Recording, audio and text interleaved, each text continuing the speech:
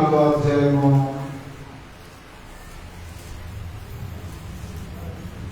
24వ అధ్యాయము లూకా సువార్త 5 నుండి 12 వరకు గారు వచ్చి చదువుతారు. 24వ అధ్యాయము 5 నుండి 12 వరకు.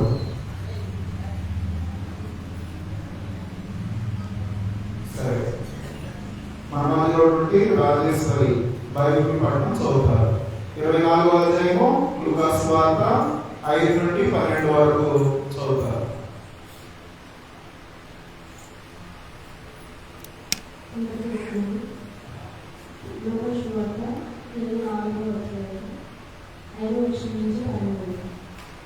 వారు భయపడి ముఖము నేల మోపినడగా, మీరు సజీవుడైన వారిని మీరెందుకు మృతులలో ఎదురుస్తున్నారు? ఆయన ఇక్కడ లేడు, ఆయన లేచి ఉన్నాడు. ఆయన ఇంకా గలిలయలో ఉండినప్పుడు మనిషి కుమారుడు పాపిష్ఠులైన మనుషుల చేతికి అప్పగింపబడి సిలువ వేయబడి 3వ దినమందు లేపవలసి ఉన్నదని ఆయన మీతో చెప్పిన మాట జ్ఞాపకం చేసుకున్నాడని వారితో అడిగి, అప్పుడు వారు ఆయన మాటలు జ్ఞాపకం చేసుకుని సమాధి వద్ద నుండి తిరిగి వెళ్ళి ఈ సంగతులన్నీ 11 శిష్యులకు తక్కిన వారందరికీ తెలియజేసి, ఈ సంగతులు అపోస్తలులో చెప్పిన వారు ఎవరనగా మగ్దలేని మరియయు, యోహాను, యాకోబు తల్లి మరియయు, వారితో కూడా ఉన్న ఇతర స్త్రీలను. అయితే వారి మాటలు వీరి దృష్టికి రెడ్డి మాటలుగా కనబడిన కనుక వీరు వారి మాటలను నమ్మలేదు. అయితే పేతురు లేచి సమాధి వద్ద పరిగెత్తుకొని పోయి వంగి చూడగా నారబట్టలు మాత్రం విడిగా కనబడింది. అతను జరిగిన దాన్ని గురించి ఆశ్చర్యపడుచు ఇంటికి వెళ్ళాడు. అలాగే లూకా సువార్త 24:13 నుండి 35 వరకు నాగరాణి వాక్యం చదువుతారు. లూకా సువార్త 24:13 నుండి 35 వరకు.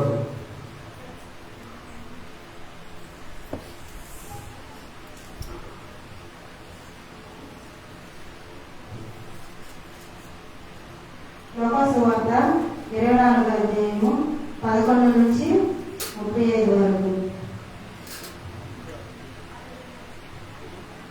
13. ఇదిగో ఆ దినమందు వారితో ఇద్దరు యెరూషలేమునకు ఆమడ దూరమున ఉన్న ఎమ్మాయి అనే ఒక గ్రామమునకు వెళ్ళుచు జరిగిన ఈ సంగతులన్నింటినీ గురించి ఒకరితో ఒకరు సంభాషించుచుండిరి. వారు ఆలోచించుకొని చుండగా యేసు తన దగ్గరకు వచ్చి వారితో కూడా నడిచాడు. అయితే వారు ఆయనను గుర్తుపట్టలేకుండా వారి కన్నులు మూయబడేవి. ఆయన మీరు నడుచుచు ఒకరితో ఒకరు చెప్పుకొనిచున్న ఈ మాట ఏమని అడగగా వారు దుఃఖముఖులై లేచిరి. వారిలో క్లెయోప అనువాడు యెరూషలేములో బస చేయుచుండి ఈ దినములలో అక్కడ జరిగిన సంగతులను నీవొక్కడివే ఎరుగవా అని ఆయన అడగగా ఆయన ఏమని వారిని అడిగినప్పుడు వారు నజరేయుడైన యేసును గురించి సంగతులే ఆయన దేవుని ఎదుటను ప్రజలందరి ఎదుటను క్రియలలోను వాక్యములోను శక్తిగల ప్రవక్త అయ్యిండెను. మన ప్రధాన యాజకులను అధికారులను ఆయనను ఎలాగూ మరణ శిక్షకు అప్పగించి సిలువ వేయించుడు నీకు తెలియదా? ఇశ్రాయేలులను విమోచించబోవాడు ఈయనే అని మేము నిరీక్షించి ఉంటుంది. ఇది కాక ఈ సంగతులు జరిగిన నేటికి 3 దినములాయను. అయితే మాలో కొందరు స్త్రీలు తెల్లవారగానే సమాధి యొద్దకు వెళ్ళి ఆయన దేహమును కనుగొనవచ్చి, కొందరు దేవదూతలు తమకు కనబడి బ్రతికి ఉన్నాడని చెప్పారని మీతో చెప్పి మాకు విస్మయము కలుగజేసిరి. మాతో కూడా ఉన్నవారిలో కొందరు సమాధి యొద్దకు వెళ్ళి ఆ స్త్రీలు చెప్పినట్లు కనుగొని కానీ ఆయనను చూడలేదని ఆయనతో చెప్పిరి. అందుకు ఆయన అవివేకులారా, ప్రవక్తలు చెప్పిన మాటలన్నింటినీ నమ్మని మందమతులారా, క్రీస్తు ఇలాగ శ్రమపడి తన మహిమలో ప్రవేశించుట అగత్యము కాదా అని వారితో చెప్పి మోషేయు సమస్త ప్రవక్తలను మొదలుకొని లేఖములన్నింటిలోనూ తను గుర్చిన వచనములను భావము వారికి తెలిపెను. ఇంతలో తాము వెలిచిన గ్రామం దగ్గరకు వచ్చినప్పుడు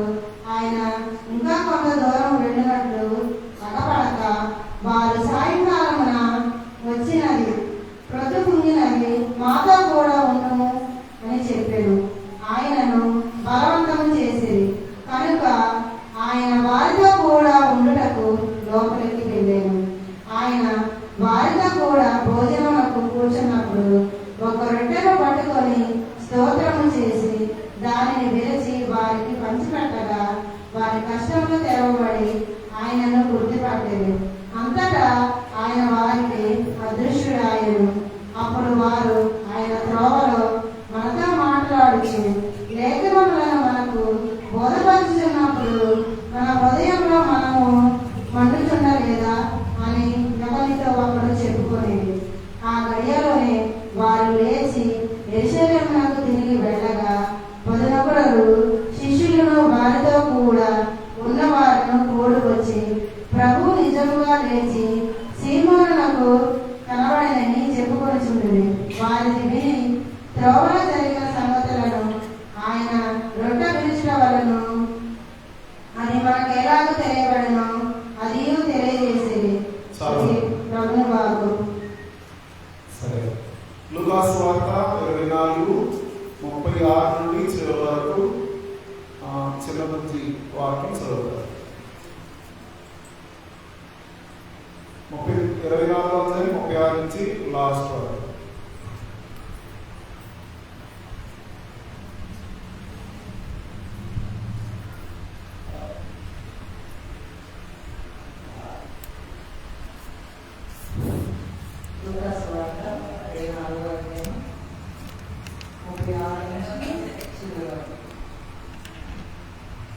వారు ఏలాగో మాట్లాడుచుండగా ఆయన వారి మధ్య నిలిచి, మీకు సమాధానముగా అని వారితో అని. అయితే వారు దిగులు పడి భయాక్రాంతులై భూతము తమకు కనబడనని తలంచింది. అప్పుడు ఆయన, మీరెందుకు కలవరపడుచున్నారు? మీ హృదయములలో సందేహములు పుట్టలేదా? నేనే ఆయనను అందులకు నా చేతులను నా పాదములను చూడండి, నన్ను పట్టి చూడండి. నాకున్నట్లుగా మీరు చూస్తున్న ఎముకలను మాంసమును భూతములు కొండలని చెప్పి తన చేతులను పాదములను వారికి చూపాను. అయితే వారు సంతోషం చేత ఇంకనూ నమ్మక ఆశ్చర్యపడుచుండగా ఆయన, ఇక్కడ మీ వద్ద ఏమైనా ఆహారం కలదా అని వారిని అడిగాను. వారు కాల్చిన చేప ముక్కను ఆయనకి ఇచ్చింది. ఆయన దాన్ని తీసుకొని వారి ఎదుట భుజించాను. అంతటా ఆయన, మోషే ధర్మశాస్త్రంలోను ప్రవక్తల గ్రంథములలోను కీర్తనలలోను నన్ను గూర్చి రాయబడినవన్నీ నెరవేరవలనని నేను మీ వద్ద ఉండినప్పుడు మీతో చెప్పిన మాటలు నెరవేరినవని వారితో చెప్పాను. అప్పుడు వారు లేఖనములు గ్రహించినట్లుగా ఆయన వారి మనస్సును తెలిసి, క్రీస్తు శ్రమపడి 3వ దినమున మృతులలో నుండి లేచినయు యెరూషలేము మొదలుకొని సమస్త జనములలో ఆయన పేరిట మారుమనస్సును పాప క్షమాపణయు ప్రకటింపబడనయు రాయబడి ఉన్నది. ఈ సంగతులకు మీరే సాక్షులు. ఇదిగో, నా తండ్రి వాగ్దానం చేసినది మీ మీదికి పంపుచున్నాను. మీరు పైనుండి శక్తి పొందు వరకు పట్టణంలో నిలిచి ఉండడని వారితో చెప్పాను. ఆయన బేతనియా వరకు వారిని తీసుకొని పోయి చేతులెత్తి వారిని ఆశీర్వదించాను. వారిని ఆశీర్వదించుండగా ఆయన వారిలో నుండి ప్రత్యేకింపబడి పరలోకమునకు ఆరోహణుడాయెను. వారు ఆయనకు నమస్కారం చేసి మహానందముతో యెరూషలేమునకు తిరిగి వెళ్ళి ఎడతెగక దేవాలయంలో ఉండి దేవునికి స్తోత్రం చేయించారు. దేవుని పరిశుద్ధ వాక్యాన్ని దీవించుగాక.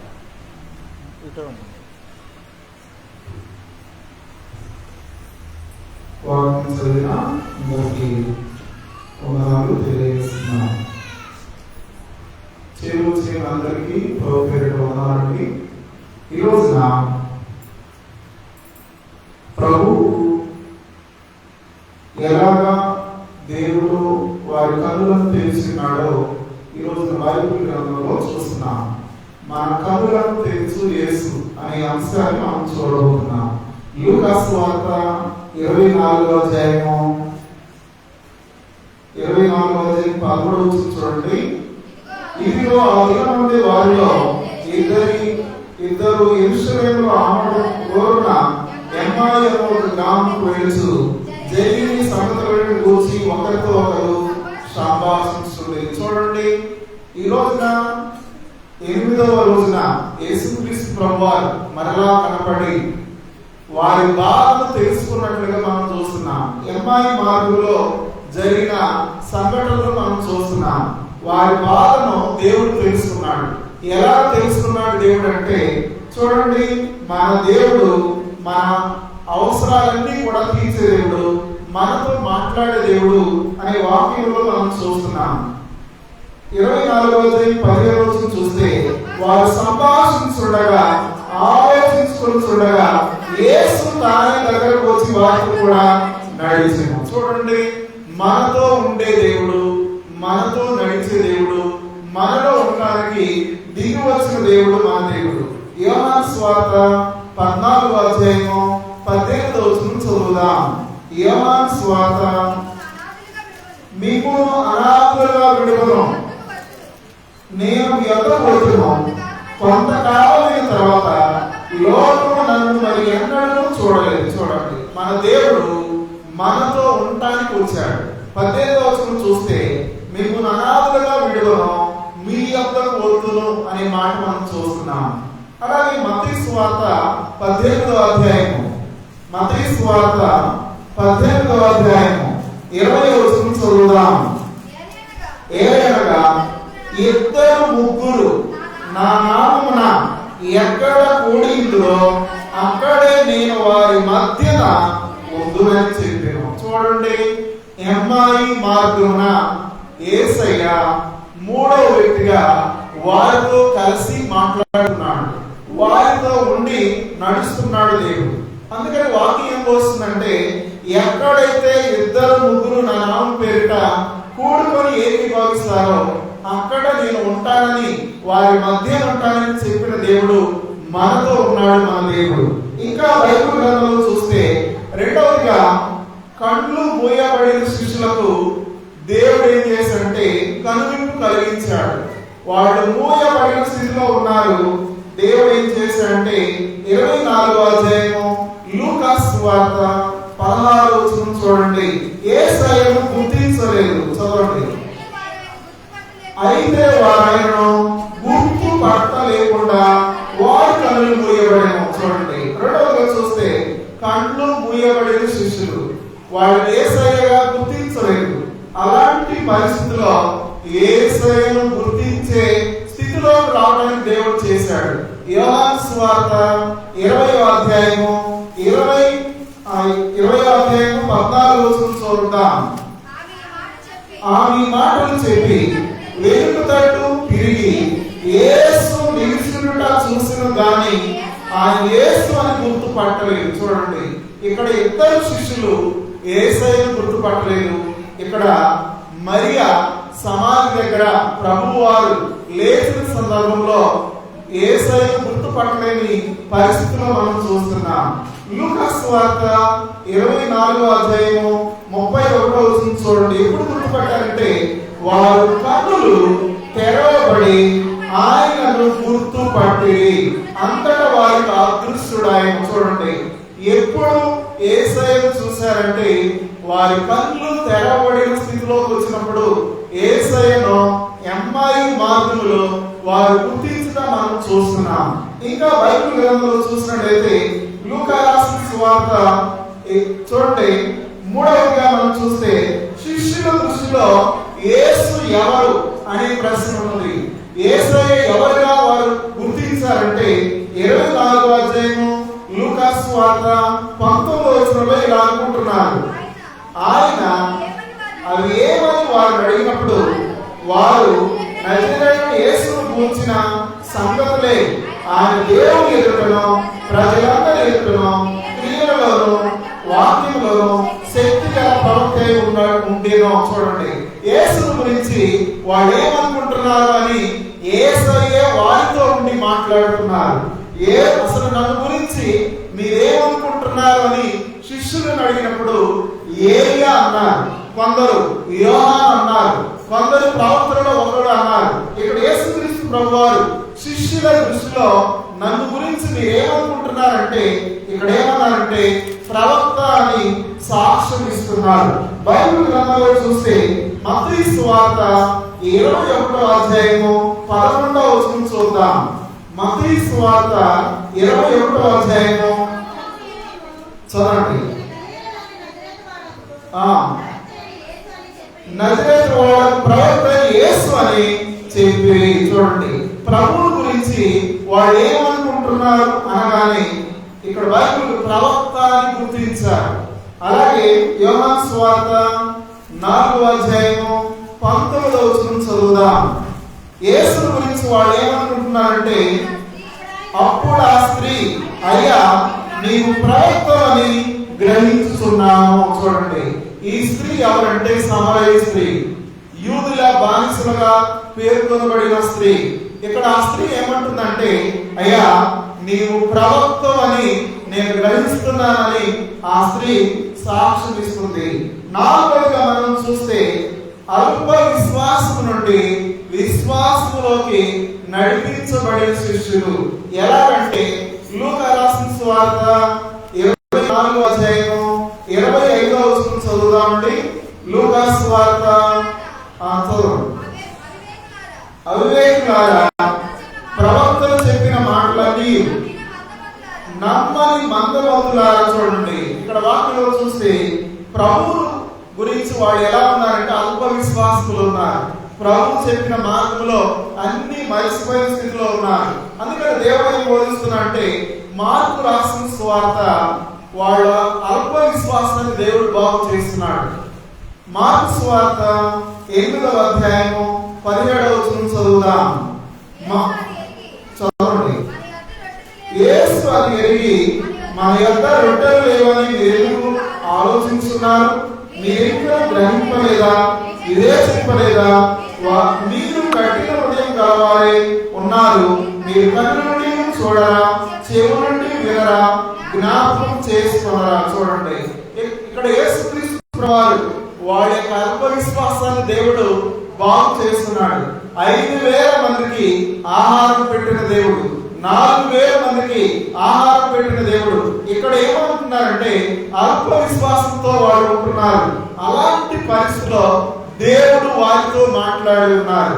మార్కు సువార్త 16వ అధ్యాయము 14వ వచనం చదువుదాం.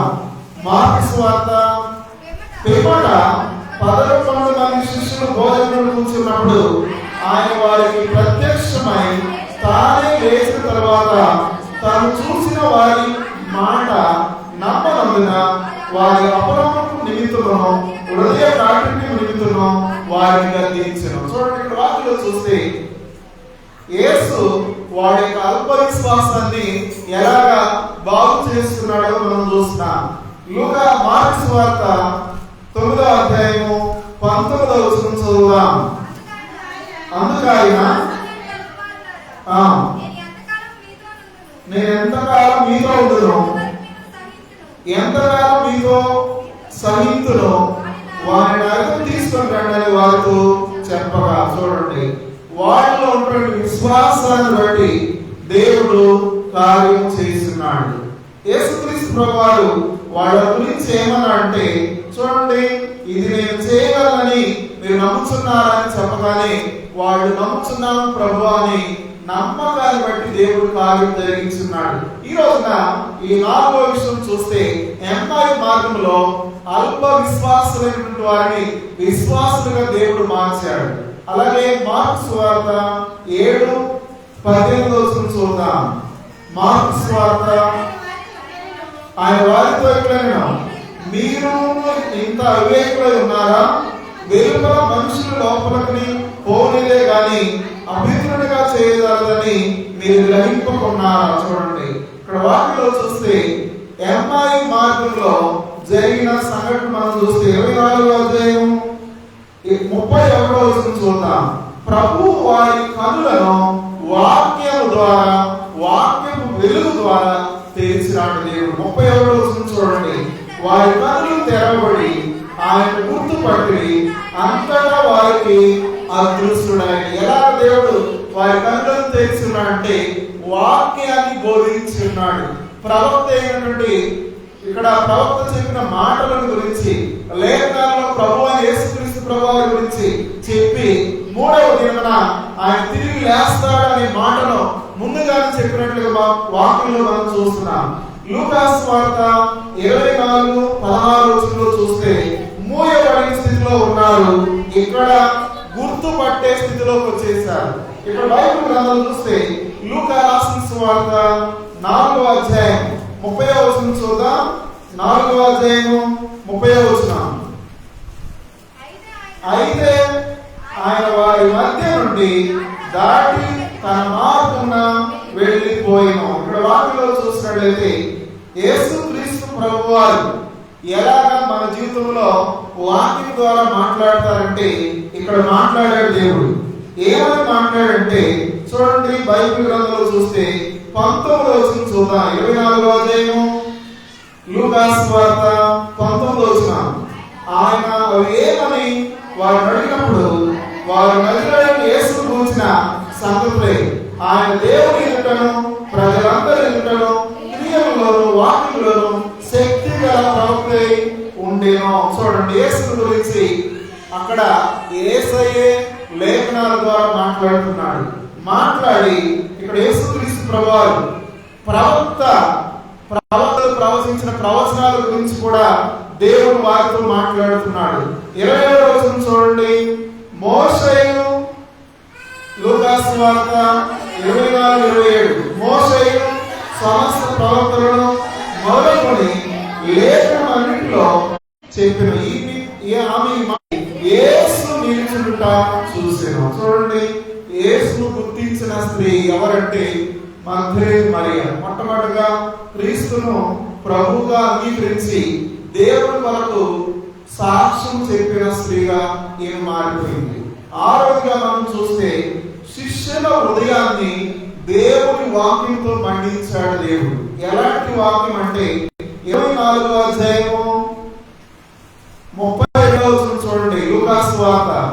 అప్పుడు వారు ఆయన త్రోవలో మనతో మాట్లాడుచు లేఖనము మనకు బోధించినప్పుడు మన హృదయంలో మనలో మండలేదా? చూడండి, దేవుడు వాక్యం వింటున్నప్పుడు వారి హృదయంలో లేఖనాన్ని గురించిన ఆలోచన దేవుడు కలిగించున్నాడు. ఇక్కడ వాక్యంలో చూస్తే 45వ వచనం చూడండి, 24వ అధ్యాయం లూకా 45వ వచనం. అప్పుడు వారు లేఖనం గ్రహించినట్లు ఆయన వారి మనస్సును తెరచి, చూడండి ఇక్కడ 24:16లో కనులను తెరిచున్నాడు. ఇప్పుడు వారి హృదయాన్ని మనసును దేవుడు తెరిచున్నాడు.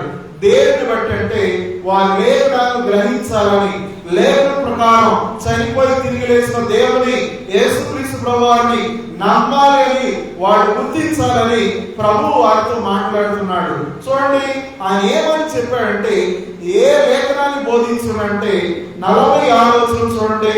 క్రీస్తు శ్రమపడి 3వ దినమున మృతుల నుండి లేచిననియు యెరూషలేము మొదలుకొని సమస్త జనులలో ఆయన పేరిట మారుమనసు పాపక్షమాపణ ప్రకటింపబడని వ్రాయబడింది. ఏ మాట చెప్పినాడు దేవుడు?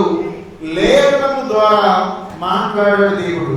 అందుకని ఇక్కడ వాక్యంలో చూస్తే దేవుని వాక్యం వింటున్నప్పుడు దేవుడు మన హృదయంలో ఆత్మ సంబంధమైనటువంటి మంటను కలిగిస్తాడు. చూడండి, కీర్తనల గ్రంథం 39వ కీర్తన 3వ వచనం. కీర్తనల గ్రంథం 39వ కీర్తన.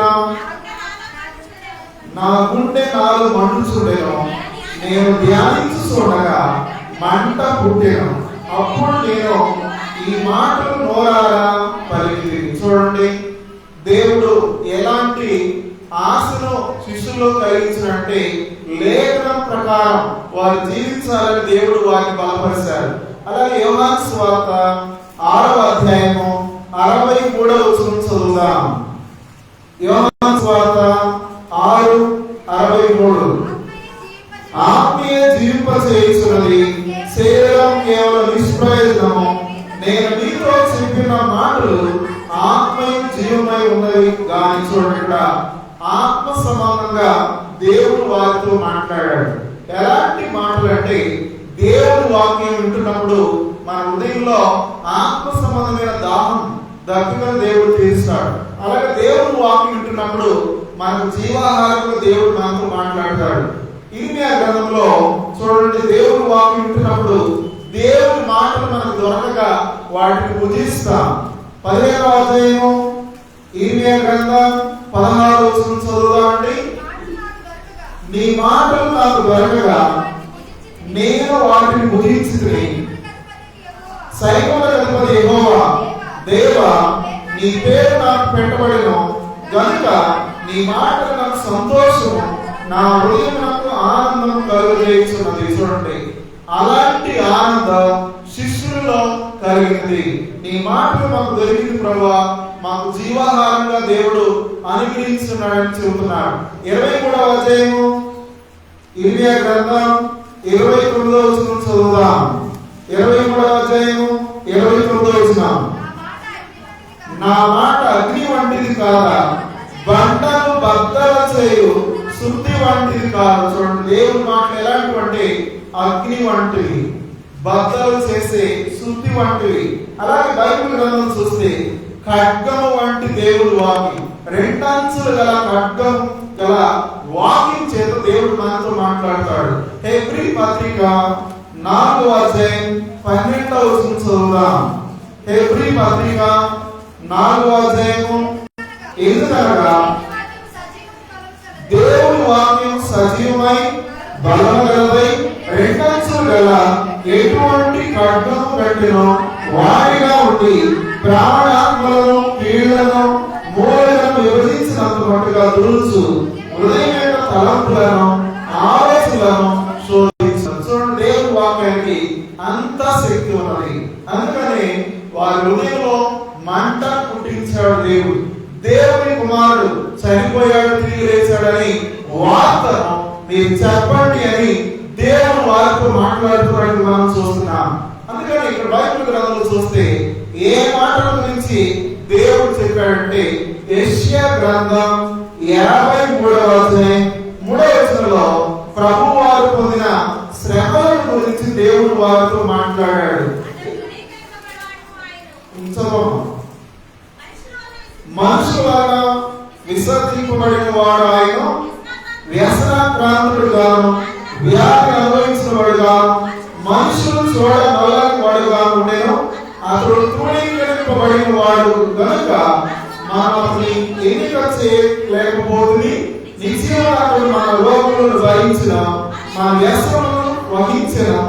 ఆయన మొత్తబడిన వాడుగాను దేవుని వలన బాధపడేవాడుగాను శ్రమపడిన వాడుగాను మనం అతని ఎంచితిమి. చూడండి, ఇలాంటి మాటల చేత దేవుడు వారితో మాట్లాడాడు. చివరిగా చూస్తే తనను తాను ప్రత్యక్షపరుచుకున్నాడు దేవుడు.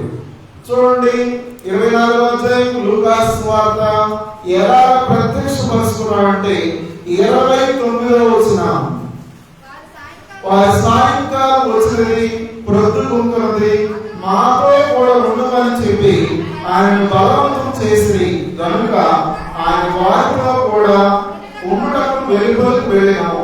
చూడండి, ఆయన వారితో కూడా భోజనంలో కూర్చున్నప్పుడు ఒక రొట్టెను పట్టుకొని స్తోత్రము చేసి దాన్ని విరిచి వారికి పంచి పెట్టగా వారి కన్నులు తెరబడి ఆయనను గుర్తుపట్టి దేవుడికి ఈ రోజున ఆయన గుర్తుపట్టే స్థితిలో మనం ఉండాలి. శిష్యులు గుర్తుపట్టలేదు. ప్రభు ఈ చిట్ట చివరిగా ఆయన శరీరానికి గుర్తుగా, ఆయన రక్తానికి గుర్తుగా ప్రభు ఆయన రొట్టెను పట్టుకొని కృతజ్ఞతాస్తుతులు చెల్లించి వాడు పిలిచి ఇవ్వగానే వాడు దేవుని చూసే భాగ్యం అనుగ్రహించాడు. కనుక ఈ ఉదయకాల సమయంలో ఎమ్మాయి మార్గంలో ప్రభువుని గుర్తించని శిష్యులు ఇప్పుడు గుర్తుపట్టే స్థితిలోకి వచ్చినారు. లేఖనముల ద్వారా వారితో మాట్లాడాడు దేవుడు.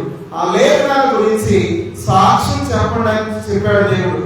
సాక్ష్యం భూలోకంలో సర్వ సృష్టికి సువార్తను ప్రకటించడం దేవుడు చెప్పాడు. కనుక మనము కూడా దేవుడి వాగ్దానం పట్టుకొని ఆయన సాక్షులుగా జీవించడానికి పరిశుద్ధాత్మ దేవుడు సహాయం చేయగాక. మోకరించండి, కళ్ళు మూసుకోండి, చిరమాట ప్రార్థన చేద్దాం. పరిశుద్ధుడా ప్రేమ తండ్రి, మీకే వందనాలు కృతజ్ఞతాస్తుతులు చెల్లిస్తున్నాం. నేడు మాకు అందించిన నేటి వాక్య ధ్యానానికి స్తోత్రాలు. ఈ రోజు నూతనంగా వచ్చిన బిడ్డల బట్టి ప్రార్థన చేస్తున్నాం. వారు దూర ప్రాంతాల్లో ఉద్యోగ రీత్యా తండ్రి వ్యాపారస్తులుగా కుటుంబాల వారికి సన్నిధికి నడిపించారు. మీకు స్తోత్రాలు. ఈ గొప్ప మందిరం కట్టించిన సురేష్ బాబు వారి ఫ్యామిలీ వరకు ప్రార్థన చేస్తున్నాం. సంతానం లేక బాధపడుతున్న కుటుంబాల వరకు ప్రార్థన చేస్తున్నాం. అలాగే ఉద్యోగ ప్రయత్నం చేసిన వరకు ప్రార్థన చేస్తున్నాం. డిఎస్సి వరకు సిద్ధపడుతున్న కుటుంబాల వరకు ప్రార్థన చేస్తున్నాం. అలాగే తండ్రి నీట్ పరీక్ష రాస్తున్న పిల్లల కొరకు ప్రార్థన చేస్తున్నాం. ఎంసెట్ కొరకు సిద్ధపడుతున్న పిల్లల కొరకు ప్రార్థన చేస్తున్నాం. అలాగే తండ్రి ఈ నెల తండ్రి 9వ తారీఖు జరగబోతున్న తండ్రి సునీల్ గారు రాజేశ్వరి వారి బాబు పాప ఫంక్షన్ వరకు ప్రార్థన చేస్తున్నాం. మంచి వాతావరణం దయచేయండి. ముందున్న సమయాన్ని మాకు దీవెనకరంగా ఆశీర్వాదకరంగా సిద్ధపరిచి సహాయం అనుగ్రహించమని ఈ రోజు ఈ నెలలో జరగబోతున్న వివాహాల కొరకు ప్రార్థన చేస్తున్నాం. వాటిలో కూడా మీ సన్నిధి తోడు మీ సహాయం దయచేయమని యేసయ్య పేరిట ప్రార్థన చేస్తున్నాం తండ్రి. ఆమేన్. ఒక పాటగా మనం దేవునికి కానుకలు సమర్పించాలి.